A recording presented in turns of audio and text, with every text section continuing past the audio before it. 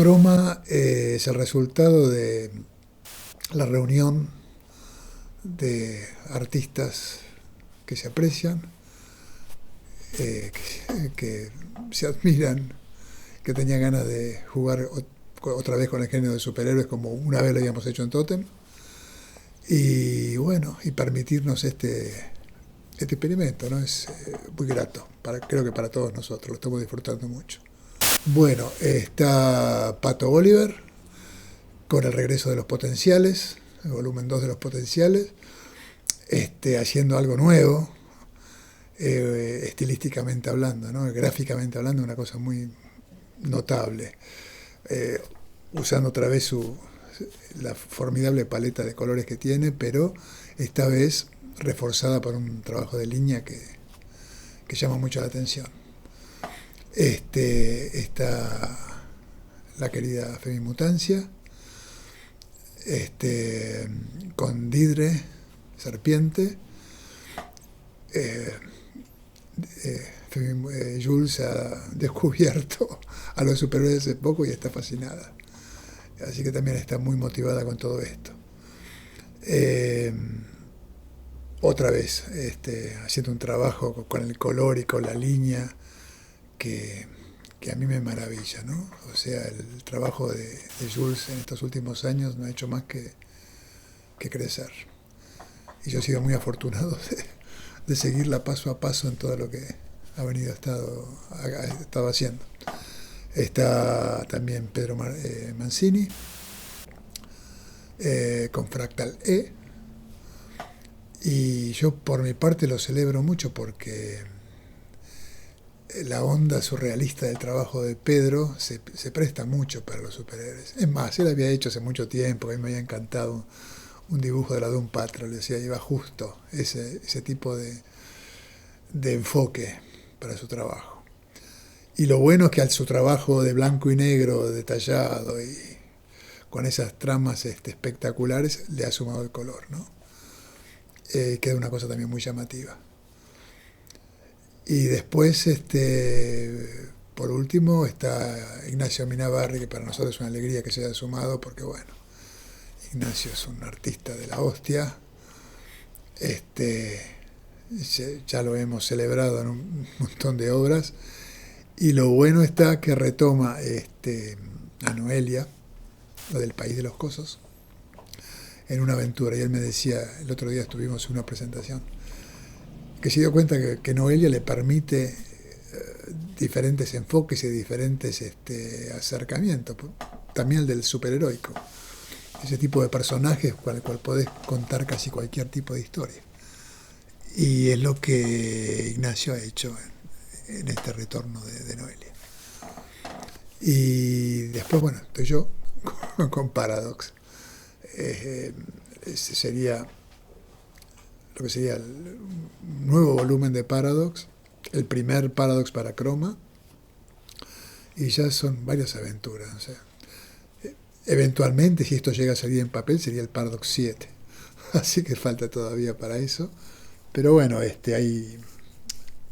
Paradox también es un personaje que da para contar historias una y otra vez, desde cualquier lado. Y en este caso en particular me gusta porque estilísticamente, debido precisamente a lo que se narra, se va del blanco y negro al color todo el tiempo, logrando, creo yo, algo llamativo, ¿no? Desde la puesta en página.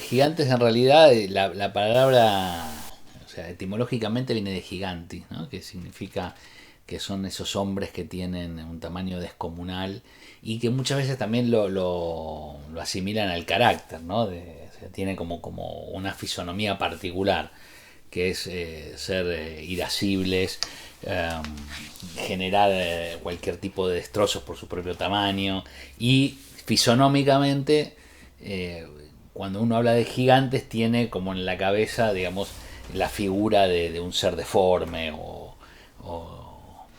de un monstruo, digamos, ¿sí? A lo largo de la historia, bueno, no fue tan así, digamos. Eh, la idea de los gigantes es interesante porque si uno se pone a analizarlos, de ser dioses originalmente, los gigantes básicamente en el inicio de la historia de la humanidad eran dioses, terminaron siendo seres amorfos, básicamente con una mente limitada y hasta objeto de burla en muchos casos, por la propia torpeza de estos seres descomunales, por parte de los humanos, ¿no? O sea, cómo cambió la figura del gigante desde el inicio a los tiempos más modernos, ¿no? Y así llegó en muchos casos a nosotros la imagen, ¿no? De estos colosos. No hay un gigante famoso particular. Si vos lo querés, el más antiguo descripto en un poema es Gilgamesh. Gilgamesh, según el poema, medía 5 metros de alto. Pero tenés gigantes, en razas de gigantes descritas a lo largo de todo el Antiguo Testamento, con las razas bien definidas además, ¿no? De la que Goliat, por ejemplo, es tal vez el referente más conocido, ¿no? Eh, pero, por ejemplo, Og se salvó del diluvio montado arriba del arca.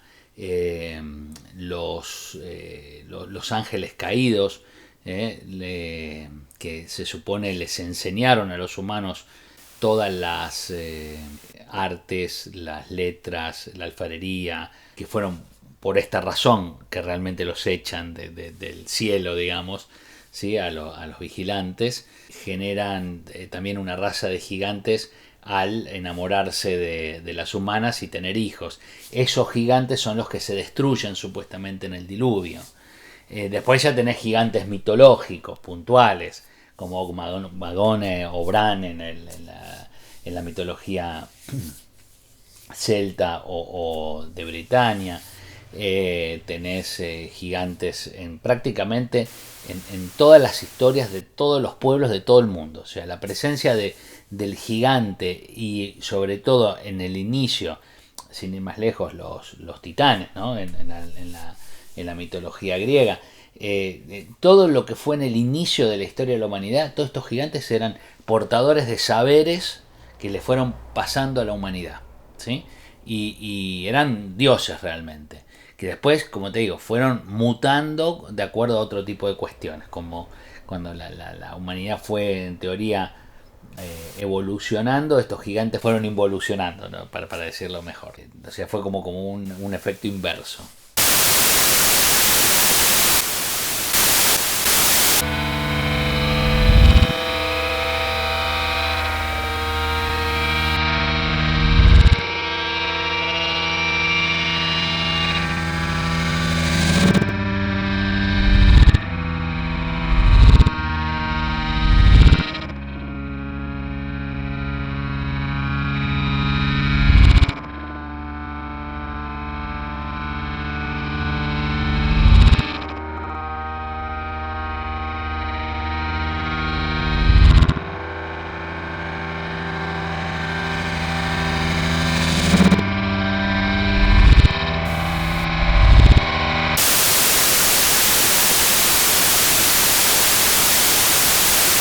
Y vuelvo una y otra vez a los superhéroes porque me encantan. Es un género que disfruto mucho, es un género que nunca me aburre, o sea, lo podés encarar desde tantos puntos de vista diferentes que es inagotable.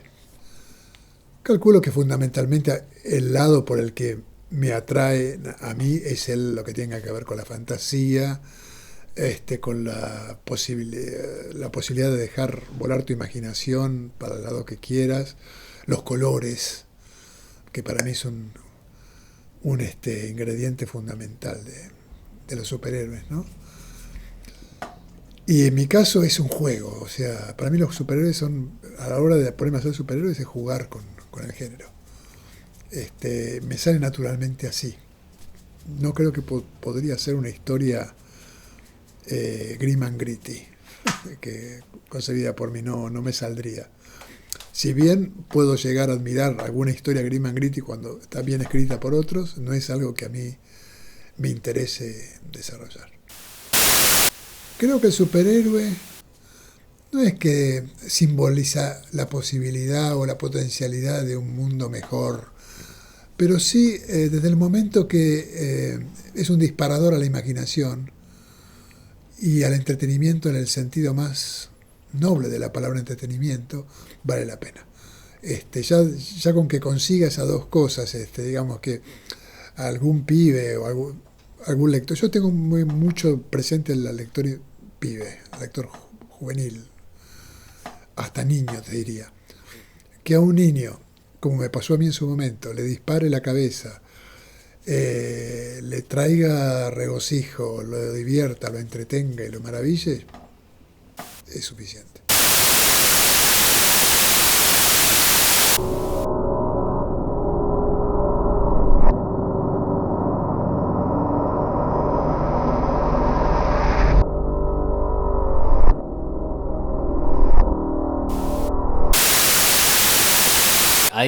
Es interesante esa pregunta, porque sí los hay, aunque parezca mentira, sí los hay.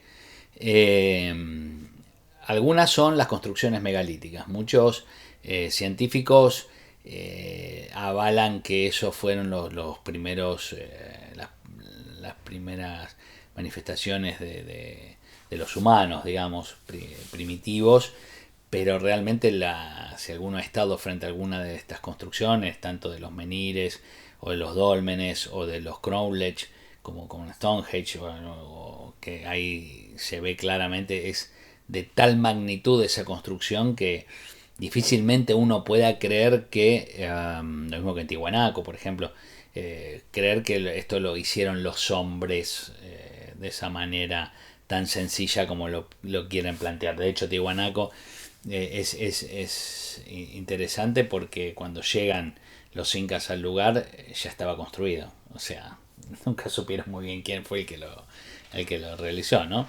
Y el culto de Viracocha y todo ese tipo de cuestiones que están relacionadas directamente. Esto por un lado, o sea, hay construcciones, las galerías hiperbóreas, por ejemplo, en Europa Central. Hay un montón de cuestiones, en Malta mismo hay montones en Turquía, hay diseminado alrededor de todo el mundo megaconstrucciones de piedra que no tienen un origen tan claro como parecía, esto sí lo hicieron los hombres primitivos. Esto por un lado. Después hay huellas fósiles comprobadas como reales que muestran por lo menos pies de características humanas, porque hay una cosa que sí es interesante, ¿no? Porque la ciencia intentó dar una explicación a través de la acromegalia, que es una enfermedad relacionada con la glándula pituitaria, el crecimiento masivo de las personas. De hecho, hay documentación clara sobre algunos gigantes que han llegado hasta nuestros días. No obstante, los gigantes en sí mismos no presentan ningún tipo de deformidad humana, que eso va en contra de relacionarlo directamente con la acromegalia. También se han encontrado, por ejemplo, tumbas, lo que son los túmulos, sobre todo en Estados Unidos, donde se rescataron muchos huesos humanos de tamaño colosal. Y es interesante esto porque en un momento la Asociación Independiente de Arqueología llevó a juicio el Instituto Smithsoniano, porque claro, a medida que iban apareciendo estos huesos, se mandaban a centros científicos para que los pudieran analizar, y muchos fueron al Smithsoniano, al Instituto Smithsoniano, que negó sistemáticamente el haber recibido estos huesos de tamaño colosal, y por esto la Asociación Independiente de Arqueología los lleva a juicio. Y en el medio del juicio, cuando ellos no solamente la Smithsonian estaba acusando a la Asociación Independiente de que estaba mintiendo, que era una difamación, etc., uno de los miembros de esta asociación muestra ante el jurado un fémur de 1,3 metros de largo y que estaba certificado como humano y que había sido guardado por uno de los curadores del Smithsoniano de la destrucción masiva de huesos de gran tamaño que había hecho el Smithsoniano, que tiene que finalmente reconocer ante la justicia que desde 1900 hasta 1930 se dedicaron concretamente a destruir cualquier prueba relacionada con esta. Y es interesante desde este lugar pensar que si hubo insectos gigantes, hubo reptiles gigantes, hubo plantas gigantes y digamos toda una representación de mega naturaleza, tal vez no es tan descabellado pensar que en algún momento de la evolución haya habido algún homínido de un tamaño considerablemente más grande de lo que conocemos el hombre, ¿no? Y bueno, tiene que ver un poco con esta historia del negar sistemáticamente de la ciencia convencional, ¿no?